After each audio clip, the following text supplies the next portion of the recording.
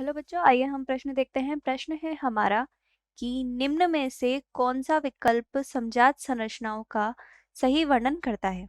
इसके लिए हमें 4 विकल्प दिए गए हैं। पहला है अंगों में संरचनात्मक समानताएं परंतु भिन्न भिन्न कार्यों को करना। दूसरा है अंगों में संरचनात्मक असमानताएं परंतु समान कार्य करना। तीसरा है अंग जिनका अब कोई कार्य नहीं है परंतु पूर्वजों में इनका महत्वपूर्ण कार्य था। और चौथा, वे अंग जो केवल भ्रूणीय अवस्था में दिखाई देते हैं और बाद में वयस्क में अदृश्य हो जाते हैं। इसके लिए सबसे पहले हम देख लेते हैं हमारी मुख्य अवधारणा,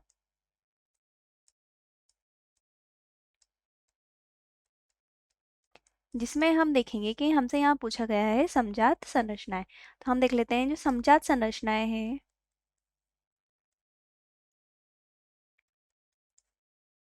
वे ऐसी संरचनाएं होती है जिनमें कंकालीय संरचनाएं, यानी ऐसे अंग या ऐसी संरचनाएं जिनकी क्या कंकालीय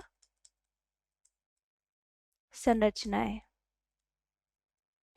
जो कैसी होती है, समान होती है।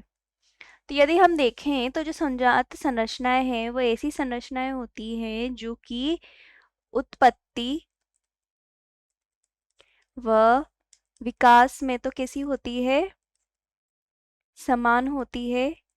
या फिर हम कह सकते हैं इनकी जो शारीरिक संरचनाएं हैं, शारीरिक संरचना है वो कैसी होती है, समान होती है। परंतु इनके जो कार्य होते हैं, ये जो संरचना होती है जो कार्य करती है वो कैसे होते हैं, भिन्न होते हैं, या हम कह सकते हैं कि अलग अलग होते हैं। अब इसके हम उदाहरण देख लेते हैं, इसमें क्या क्या उदाहरण आ सकते हैं। जैसे कि पहला उदाहरण है मानव की भुजाएं,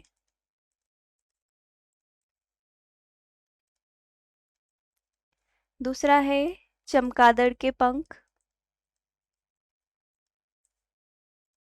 और तीसरा है डॉल्फिन के फ्लिपर्स।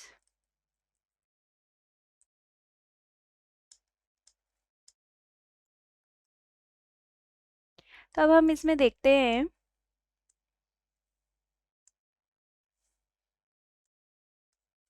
कि जो ये मानव के भुजाएं हैं, चमगादड़ के पंख हैं और डॉल्फिन के फ्लिपर्स हैं, ये क्या करते हैं, अलग अलग कार्य करते हैं। जैसे मानव की भुजाएं तो पकड़ने या जकड़ने का कार्य करती है, चमगादड़ के पंख उड़ने का कार्य करते हैं, डॉल्फिन के फ्लिपर्स जो हैं वो तैरने में कार्य करते हैं।